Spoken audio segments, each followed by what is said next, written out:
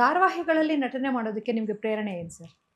ನಿಜ ಹೇಳ್ಬೇಕು ಅಂತಂದ್ರೆ ನಾನು ಜೊತೆಲಿ ನಾನು ಮೊಟ್ಟ ಮೊದಲನೇದಾಗಿ ಅವ್ರು ಕೇಳಿದಾಗ ನಾನು ಕ್ಷಮಿಸಿ ನಾನು ಮಾಡೋಕ್ಕಾಗಲ್ಲ ಅಂತಾನೆ ಹೇಳಿದ್ದೆ ಅವ್ರಿಗೆ. 2 ಕಾರಣಗಳು ಅದಕ್ಕೆ. ಒಂದು ನಾನು ಭಾರತೀಯಂ ಅವರ ಒಂದು ಸಾಕ್ಷ್ಯಚಿತ್ರ ಏನು ಮಾಡ್ತಾ ಇದ್ದೆ ಅವಾಗ, ಬಾಳೆ ಬಂಗಾರ ಅಂತ. ಸುಮಾರು 3.5 ವರ್ಷ ತಗೊಂಡೆ ನಾನು ಅದಕ್ಕೆ. 3.5 ವರ್ಷ ತಗೊಂಡೆ. ಆ, ತುಂಬಾ ಕೆಲಸ ಇತ್ತು ನನಗದ್ರದ್ದು. ಹಾಗಾಗಿ ಇನ್ನು ಧಾರಾವಾಹಿ ಮಾಡೋಕ್ಕೆ ನನಗೆ ಅದು ಸಮಯನೇ ಇರಲಿಲ್ಲ. ಜೊತೆಗೆ ಎಲ್ಲರೂ ನಾವು ಜನ ಏನು ಮಾತಾಡ್ತಾರೆ ಅಂತಂದರೆ, ಕಿರುಚಿತ್ರ ಅಂದರೆ ಕಿರು ತೆರೆಯಲ್ಲಿ ಬಂದುಬಿಟ್ರೆ ಸಿನಿಮಾಗಳೇ ಸಿಗಲ್ವೇನೋ, ಸಿನಿಮಾಗಳು ಅಂದರೆ ಒಂದು ಸ್ಟೆಪ್ ಡೌನ್ ಅನ್ನೋ ಥರ ನೋಡ್ತಾರೆ ಎಲ್ಲರೂ ಸಾಮಾನ್ಯವಾಗಿ. ಹಾಗಾಗಿ ನನಗೆ ಬೇಡ, ಇದು ಸದ್ಯಕ್ಕಂತೂ ಬೇಡ ಅನ್ನೋದೇ ಒಂದು ಮನೋಭಾವ ಇತ್ತು. ಹಾಗಾಗಿ ನಾನು ದಯವಿಟ್ಟು ಕ್ಷಮಿಸಿ, ನೀವು ಬಂದಿದ್ದೀರಿ, ಯಾಕಂತಂದರೆ ಯಾರೇ ಬಂದರೂ ಕೂಡ ಒಂದು ಅಪ್ರೋಚ್ ಮಾಡಿದಾಗ ಅದು ನಾವು ಅಭಿನಂದನೆ ಅಂದರೆ ಧನ್ಯವಾದಗಳನ್ನು ಸಲ್ಲಿಸ್ಬೇಕು. ಒಂದು ಆಫರ್ ತೊಗೊಂಡು ಬಂದಿದ್ದಾರೆ, ಹಾಗಾಗಿ ನಾನು ಮೊಟ್ಟ ಮೊದಲನೇದಾಗಿ thank you for this offer ಅಂತ ಹೇಳಿದೆ. ಆದರೆ ದಯವಿಟ್ಟು ಕ್ಷಮಿಸಿ ಕೂಡ ಅಂತ ಹೇಳಿದೆ, ಕಾರಣಗಳನ್ನು ಹೇಳಿದೆ. ಆದರೆ ಆಮೇಲೆ ವಾಹಿನಿಯಲ್ಲಿ ಚರ್ಚೆ ಆಯಿತು, ಇಲ್ಲ ಅವ್ರು ಬೇಕೇ ಬೇಕು, ಇನ್ನೊಂದ್ಸಲ ಹೋಗಿ ನೀವು ಅಪ್ರೋಚ್ ಮಾಡಿ ಅಂತ ಹೇಳಿದಾಗ ಅವ್ರು ಮತ್ತೆ ಬಂದು ಮತ್ತೆ ಕೇಳ್ಕೊಂಡ್ರು. 2 ಸತಿ ಬರ್ತಿದ್ದಾರೆ ಅಂತಂದ್ಬಿಟ್ಟು, ಸರಿ ನನಗೆ ಸ್ವಲ್ಪ ಸಮಯ ಕೊಡಿ ಅಂತ ಹೇಳಿದೆ.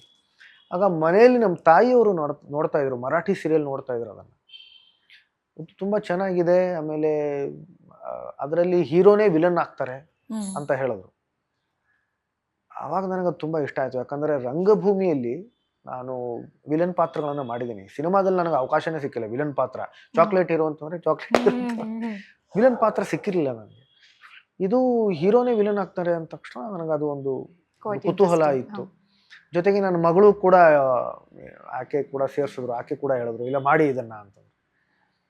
ಸರಿ ನೋಡೋಣ, ಇದು ಕೂಡ ಪ್ರಯತ್ನ ಮಾಡೋಣ ಅಂತಂದ್ಬಿಟ್ಟು ಅದು ಮಾಡಿದೆ. ಅದು ದೇವರ ಅನುಗ್ರಹ, ಅದು ನಮ್ಮ ಕೈಲಿ ಏನಿರಲ್ಲ ಅಷ್ಟು. ಅದು ಜೊತೆಗೆ ಆ ಒಂದು ಧಾರಾವಾಹಿ ಜೊತೆಯಲ್ಲಿ ಎಷ್ಟು ಸೂಪರ್ ಡೂಪರ್ ಹಿಟ್ ಆಯ್ತು ಅಂತ ಹೇಳಿದ್ರೆ, ಸೊ ಸಿನಿಮಾ ನಾಯಕರ ಅನಿರುದ್ಧ ಅವ್ರಿಗಿಂತೂ ಜೊತೆಯಲ್ಲಿ ನಾಯಕ ಅನಿರುದ್ಧ, ಹರ್ಷವರ್ಧನ್ ಎಲ್ಲ ಕಡೆ ಸಿಕ್ಕಾಪಟ್ಟೆ ಫೇಮಸ್ ಆಗಿದೆ. ಇವತ್ತಿಗೂ ಒಂದು ಯಕ್ಷ ಪ್ರಶ್ನೆ ಸರ್, ಯಾಕೆ ಸೀರಿಯಲ್ ಇಂದ ಹೊರಗಡೆ ಬಂದ್ರು ಅಂತ ಏನೇ ಇರ್ಬೋದು ಸರ್, ಆ ಚರ್ಚೆಗಳು ಏನೇ ಇರ್ಬೋದು, ನಮ್ಗೆ ಅದೆಲ್ಲ ಅನಗತ್ಯ ಸರ್. ಸೊ ನಾವು ಜೊತೆಯಲ್ಲಿ ಅಂದ ತಕ್ಷಣ ಅನಿರುದ್ಧ ಸರ್ ಜ್ಞಾಪಕ ಬರುವಂಥದ್ದು. ಸೊ ಏನಾಯ್ತು ಸರ್? ಅದು ಆ ಒಂದು ಸನ್ನಿವೇಶ ಏನಿದೆ ಅಲ್ಲಮ್ಮ, ನೀವು ಕೇಳ್ತಾ ಇದ್ದೀರಿ ಅಂತ ಹೇಳ್ತಿದ್ದೀನಿ. ಇಲ್ಲಾಂತಂದರೆ ನಾನು ಸಾಮಾನ್ಯವಾಗಿ ಒಂದು ಈ ಥರದ ಒಂದು ವಿಷಯ ಇದ್ದಾಗ, ಅಥವಾ ಏನಾದರೂ ಬೇಸರ ಉಂಟು ಮಾಡುವಂಥ ಒಂದು ಏನಾದರೂ ಸನ್ನಿವೇಶ ನಮ್ಮ ಜೀವನದಲ್ಲಿ ಆದಾಗ, ನಾನು ಅದರಲ್ಲಿ ಜಾಸ್ತಿ ಇರಲ್ಲ. ನಾನು ಮುಂದೆ ಹೋಗ್ತಾ ಇರ್ತೀನಿ.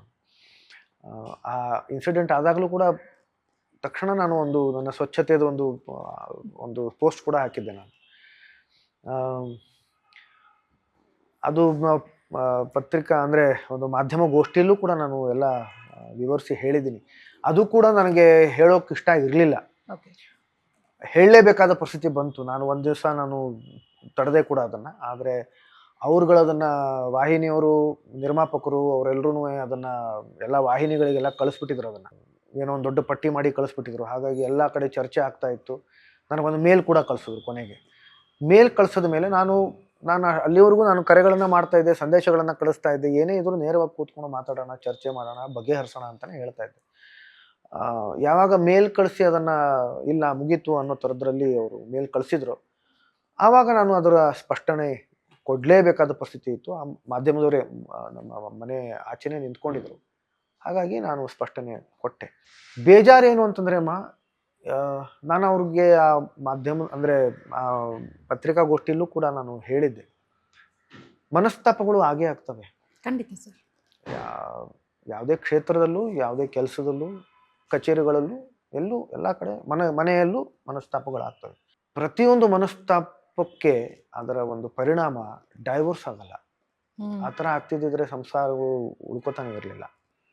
ಅವ್ರ ಹತ್ರ ಹೋಗಿ ನಾನು ಚರ್ಚೆ ಕೂಡ ಮಾಡಿದ್ದೆ, ನೀವು ಬಂದು ನಿರ್ದೇಶನ ಮಾಡಿ ಅಂತ. ಅವರು ನಿರ್ದೇಶನ ಮಾಡೋಕೆ ಬರ್ತಿರ್ಲಿಲ್ಲ, ಆದರೆ ನಿರ್ದೇಶಕರು ಅಂತ ಅವ್ರ ಹೆಸರು ಇರ್ತಾ ಇತ್ತು. ತುಂಬ ಪ್ರತಿಭಾವಂತರು ಅವರು. ದಯವಿಟ್ಟು ಬಂದು ನಿರ್ದೇಶನ ಮಾಡಿ ಅಂತ ಕೇಳ್ಕೊಂಡಿದ್ದೆ, ಗೋಗರ್ದಿದ್ದೆ ನಾನು. ಇಲ್ಲ ಸರ್, ಇದು ನನಗೊಂದು ಫೇಸ್ ಅಂತ ಹೇಳಿದರು, ಒಂದು ಹಂತ. ಇದರ ಹಿಂದೆ ಒಂದಿಷ್ಟು ಧಾರಾವಾಹಿಗಳನ್ನು ನಾನು ನಿರ್ದೇಶನ ಮಾಡಿದ್ದೆ, ಮುಂದೆ ಕೂಡ ಮಾಡ್ತೀನಿ, ಇದು ಕೂಡ ಒಂದು ಹಂತ. ನಾನು ಹೇಳಿದೆ, ಅದು ನನಗೆ ಗೊತ್ತಿಲ್ಲ ಸರ್. ಆದರೆ ಇದು ಒಂದು ನಿಮಗೆ ಪ್ರಭಾವಳಿ. ಜೊತೆಯಲ್ಲಿ ಧಾರಾವಾಹಿ ನಿರ್ದೇಶಕರು, ನಿರ್ಮಾಪಕರು ಅಂತಂದರೆ ಅದೊಂದು ಪ್ರಭಾವಳಿ. ದಯವಿಟ್ಟು ಬನ್ನಿ ಸರ್, ಕೇಳ್ಕೊಂಡಿದ್ದೆ ನಾನು. ಬಂದು ಅರ್ಧನೇ ಸನ್ನಿವೇಶ ನಿರ್ದೇಶನ ಮಾಡ್ಬಿಟ್ಟು ಹೊಟ್ಟೆ ಹೋದರು. ಒಂದು ಸೀನು ಮಾಡಲಿಲ್ಲ ಅವರು. ನಾನು ಹೇಳಿದ್ದಕ್ಕೆ ಕೇಳ್ಕೊಂಡಿದ್ದಕ್ಕೆ ಬಂದು ಮಾಡಿ ಹೋದ್ರು. ಅಂದರೆ ಅವರ ಮನೋಭಾವ ಆ ಧಾರಾವಾಹಿ ಬಗ್ಗೆ ಅಷ್ಟೇ ಇತ್ತು, ಒಂದು ಹಂತ ಅಷ್ಟೇ. ಆದರೆ ನನಗೆ ಗೊತ್ತಿತ್ತು, ಯಾಕಂದರೆ ನನಗೆ ಯಶಸ್ಸಿನ ಬೆಲೆ ಗೊತ್ತು ನನಗೆ. ಹಾಗಾಗಿ ನನಗೆ ಗೊತ್ತಿತ್ತು ಇದು ಯಶಸ್ಸು ಸಿಗೋದೇನಿದೆ ಅಲ್ಲ, ಯಾರಿಂದನೂ ಸಿಗಲ್ಲ, ಅದು ನನ್ನಿಂದ ಅಂತಿರಲ್ಲ. ಅದು ಎಲ್ಲ ತಂಡಗಳು ಅಷ್ಟೇ ಕಷ್ಟಪಡ್ತವೆ, ಶ್ರಮ ಪಡ್ತವೆ. ಯಶಸ್ಸು ಯಾರಿಗೆ ಸಿಗುತ್ತೆ? ನಾನು ಜಗಳ ಮಾಡಿದ್ದು ಅಥವಾ ವಾದ ಮಾಡಿದ್ದು ಕೂಡ ನನಗೆ ದೊಡ್ಡ ಚೇರ್, ನೀವು ಚಿನ್ನದ ಚೇರ್ ಹಾಕಬೇಕು ಸರ್, ನೀವು ಹಾಕ್ತಾ ಇಲ್ಲ ಅಂತ ನಾನು ಜಗಳ ಮಾಡಿದ್ದಲ್ಲ. ಅಂದರೆ ಅನಿರುದ್ಧ್ಗೆ ನೀವು ದೊಡ್ಡ ಚೇರ್ ಹಾಕಬೇಕು ಅಂತ ನಾನು ಜಗಳ ಮಾಡಿದ್ದಲ್ಲ. ನಾನೇನು ಕೇಳಿದ್ದು, ಸ್ಕ್ರಿಪ್ಟ್ ಚೆನ್ನಾಗಿ ಮಾಡಿ, ಸೀನ್ ಪೇಪರ್ ಇವತ್ತಿಂದ ಏನಿದೆಯೋ ಮೊನ್ನೆ ಏನು ಮಾಡಿದೆಯೋ ಅದಕ್ಕೂ ಸಂಬಂಧವೇ ಇಲ್ಲ, ತದ್ವಿರುದ್ಧವಾಗಿದೆ, ಲಾಜಿಕ್ಕೇ ಇಲ್ಲ. ಅದನ್ನು ದಯವಿಟ್ಟು ಗಮನಿಸಿ. ಅವರು ಹೇಳೋದು ನನಗೆ ಒಂದೆರಡು ಸಲ ಆ ಥರ ಹೇಳಿದರು, ಸರ್ ಇದು ಸೀರಿಯಲ್ ಸರ್, ಇವತ್ತು ಮಾಡಿರೋ ಸಂಚಿಕೆ ನಾಳೆ ಜನ ಮರ್ತು ಹೋಗ್ತಾರೆ ಸರ್ ಅಂತ. ಎಷ್ಟು ಬೇಜವಾಬ್ದಾರಿಯ ಹೇಳಿಕೆ, ನನಗದು ಅರ್ಥನೇ ಆಗಲ್ಲ. ಅದು ನಾನಂದೆ ಬೇರೆ ಧಾರಾವಾಹಿಗಳ ಬಗ್ಗೆ ನನಗೆ ಗೊತ್ತಿಲ್ಲ ಸರ್, ಆದರೆ ಜೊತೆಯಲ್ಲಿ ಹಾಗಿಲ್ಲ. ಜೊತೆಯಲ್ಲಿ ಪ್ರತಿಯೊಂದು ಡೈಲಾಗು, ಸನ್ನಿವೇಶ ಎಲ್ರಿಗೂ ಬಾಯಾಟಿದೆ. ನನಗೇ ಇಷ್ಟು ಕಾಣಿಸುತ್ತೆ ಇಲ್ಲಿ ಫ್ಲಾಸ್, ತಪ್ಪುಗಳು. ನಾನು ಸರ್ವಜ್ಞ ಅಲ್ಲ, ನನಗೇ ಇಷ್ಟು ಕಾಣಿಸುತ್ತೆ ಅಂತಂದರೆ ಜನಗಳಿಗೆ ಅಷ್ಟಾದರೂ ಒಂದಿಷ್ಟು ತಪ್ಪುಗಳು ಆಗ್ತವೆ. ಕಂಟಿನ್ಯೂಟಿನಲ್ಲಿ ಏನೋ ತಪ್ಪಾಗುತ್ತೆ, ಏನೋ ತಪ್ಪಾಗ್ತವೆ, ಅಲ್ಲಿ ಇಲ್ಲಿ ಏನೋ ತಪ್ಪುಗಳು ಆಗ್ತವೆ. ಆದರೆ ನಾವು ಆನ್ ಆ ಟೋಸ್ ಇರಬೇಕಲ್ಲ ಯಾವತ್ತೂ. ಆದಷ್ಟು ಕಡಿಮೆ ತಪ್ಪುಗಳನ್ನು ಮಾಡಬೇಕಲ್ಲ ನಾವು, ಅದಕ್ಕೋಸ್ಕರ ಪ್ರಯತ್ನ ಪಡಬೇಕಲ್ಲ. ಅದಿರಲೇ ಇಲ್ಲ ಅವರಲ್ಲಿ. ಆನ್ ಕ್ಯಾಮ್ರಾ ಹೇಳಿದ್ದೀನಿ, ಬಿಟ್ಟು ಅದನ್ನು ಮರ್ತು ಬಿಡಿ ಸರ್. ನೀವು ಕೆಲವ್ರು ನನಗೆ ಅಭಿಮಾನಿಗಳೇ ಹೇಳಿದ್ರು, ಅವ್ರ ಮುಂದೆ ಹೇಗೆ ನಿಂತ್ಕೊಂಡು ಮಾಡ್ತೀರಾ ಸರ್, ನೀವು ಮಾಡೋಕೆ ಹೋಗ್ಬೇಡಿ ಸರ್, ಕರೆದ್ರೂ ಹೋಗ್ಬೇಡಿ ಸರ್. ನಾನಂದೆ ಇಲ್ಲ, ನನಗದು ಬೇಕಾಗಿಲ್ಲ. ಆ ನಿರ್ದೇಶಕರೇ ಬರಲಿ, ನಾನು ಯಾರು ಹೊಟ್ಟೆ ಮೇಲೂ ಓಡಿಲ್ಲ ಅಂತಂದೆ. ಅವ್ರ ನಿರ್ದೇಶಕರು ಏನು ಅಲ್ಲಿ ಏನೇನೋ ಮಾತಾಡಿದ್ರು, ಬರಲಿ, ಅವರೇ ಮಾಡಲಿ. ಅದೆಲ್ಲ ನನಗೆ ಕ್ಷುಲ್ಲಕ, ತುಂಬ ಚಿಕ್ಕದದು. ನಮ್ಮ ಬಗ್ಗೆ ಎಷ್ಟೋ ಜನ ಏನೇನೋ ಮಾತಾಡ್ತಾರೆ. ಇದು ಎದುರುಗಡೆ ನನಗೆ ಮಾತಾಡಿದ್ದು ನನಗೆ ಎದುರುಗಡೆ ಗೊತ್ತಾಗಿದೆ.